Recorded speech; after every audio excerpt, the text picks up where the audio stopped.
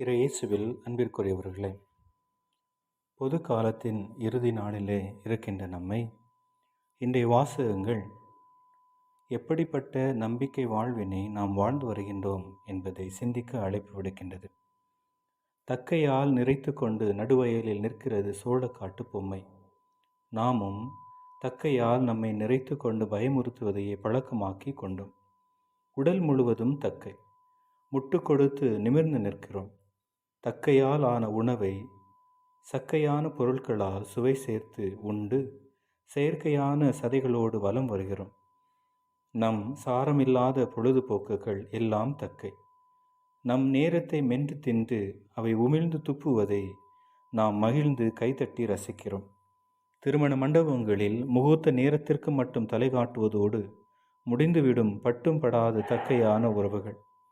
உரத்தாலும் பூச்சி மருந்துகளாலும் விளைந்து சத்தற்று சுவையற்று போன தக்கை காய்கறிகள். எவ்வளவு உண்டாலும் எவ்வளவு ஊதியம் பெற்றாலும் எத்தனை வசதிகள் இருந்தாலும் நிறைவு தராத தக்கை இருத்தல். ஒரே கூரைக்கடியில் வாழ்ந்தாலும் வசிப்பது போல ஒட்டாத குடும்பம். எப்போது வேண்டுமானாலும் தட்டிவிட தயார் என்பது போல தட்டி தட்டி அனுப்பும் தக்கையான மின்னஞ்சல்கள். ஈடுபாடு இல்லாமல் சடங்குகளாக செய்யும் தக்கையான பக்தி.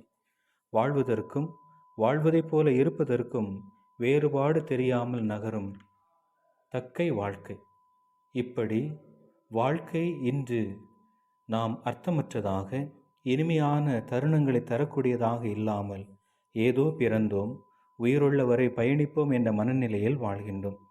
திருத்தூதர் யாக்கோபு எந்த சூழ்நிலையிலும் ஏற்றுக்கொண்ட வாழ்விலிருந்து பின்வாங்கி பயனற்ற வாழ்வை வாழ்வதை விட ஏற்றுக்கொண்ட வாழ்வில் நிலைத்து நிற்கின்ற போது கடவுள் வாக்களித்த வாழ்வினை பெற்று தருகின்றார் என்பதை எடுத்துரைக்கின்றார். நற்செய்தியில் இயேசுவோடு பயணித்த சீடர்கள் இயேசுவோடு உடன் இருந்தும் அவரது வல்ல செயல்களை கண்டிருந்தும் சீடர்களின் செயல்கள் எந்தவிதமான பயன்களையும் தராத தக்கை போன்றும் நிலையற்றவனையான அடிப்படை தேவைகளை சார்ந்தே இருந்தது. சீடரிடம் காணப்பட்ட தக்கை மனநிலையே தங்களை தேர்ந்தெடுத்தவரின் மனநிலையையும் பயன்படுத்திய வார்த்தைகளின் அர்த்தங்களையும் புரிந்து கொள்ள முடியாமல் செய்தது.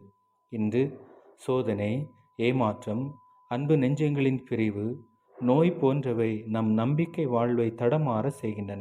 ஆனால் நாம் கடவுளின் முதற்கனியாகவும் உண்மையை எடுத்துரைக்கும் வார்த்தையை நாம் கொண்டிருக்கவும் அழைப்பு விடுப்பதே இயேசுவின் சீடத்துவ வாழ்வின் நோக்கம். ஆகவே உணர்வோம், இறைவனுடைய அருளால் உந்தப்பட்டு நலமான காரியங்களை முன்னெடுக்கின்ற சீடர்களாக வாழ அருள் வேண்டுவோம். ஆமென்.